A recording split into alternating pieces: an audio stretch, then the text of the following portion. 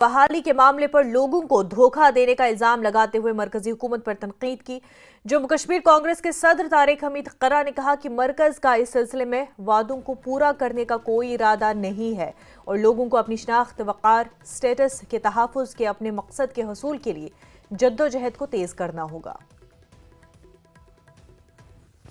prime minister साहब हों या होम मिनिस्टर साहब हों, उन्होंने पार्लियामेंट में भी, पार्लियामेंट से बाहर भी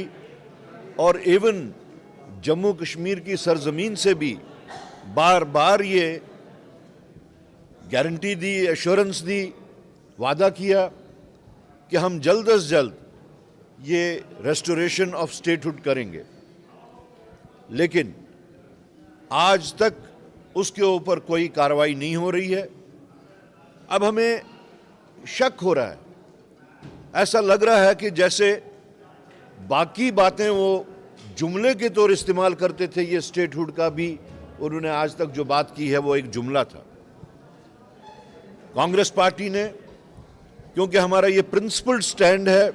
स्टेटहुड का, तो हम लोगों ने फैसला किया कि हम पूरी रियासत में हर जिले में जाके अपनी इस डिमांड को इंटेंसिफाई करेंगे, जिसके सिलसिले में आज हमने शुरुआत जो की वो उधमपुर जिले से की और 2 हफ्ते का ये प्रोग्राम जो है वो पूरे जम्मू